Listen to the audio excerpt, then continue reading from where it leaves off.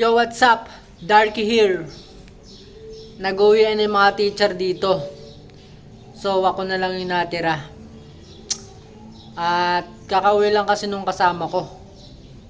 At eto, nagpapatay lang ako ng oras kasi wala naman akong gagawin sa amin. Napakainit din sa amin. Dito malamig-lamig pa. Kasi pumasok lang ako ng room dito, may ventilador na ako. Loko sa amin mainit Saka sa amin di ako makatulog ng ayos. Bukod sa wala akong gagawin, nakakairita. Dito kasi pwede ako matulog. Yun, share ko lang. Miyerkules Santo na ngayon. Wala kasing pasok dito ng mula bukas, Huwebes at Biyernes. So ang balik na sa Lunes. 4 na araw walang pasok. Shoutout dyan sa mga magsuswimming. Sarap mag-swimming.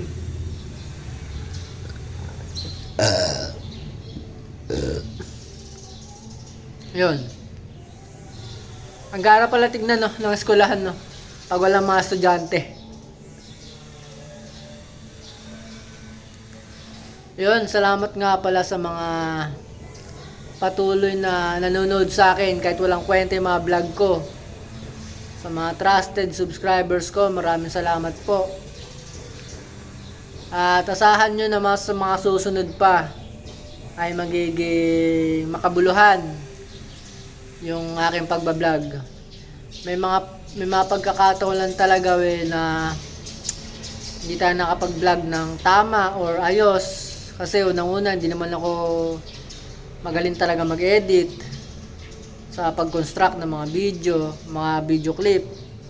Pangalawa, nag-iisip-isip lang din ako ng content.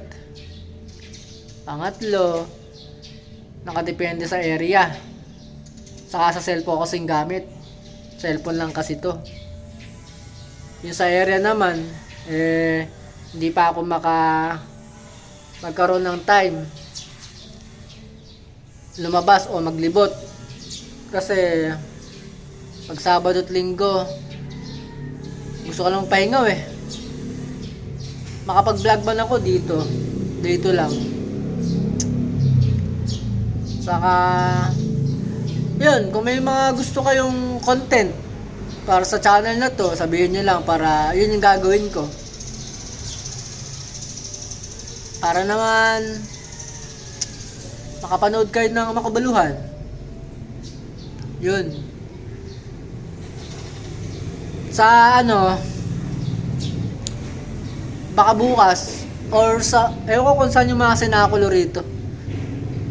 Shoutout sa may mga program dyan ng sinakulo.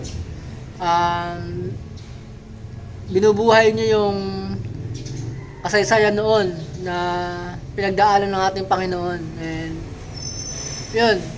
So once in a year lang naman nangyayari to. So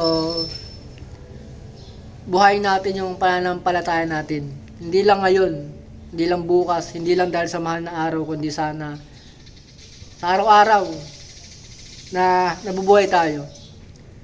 Panatilihin nating may takot sa Diyos, may paniniwala. Kapitan natin yung pananampalataya na meron tayo. So yun lang, mukhang madaldal na ako, marami lang sinasabi. Darky here, peace out.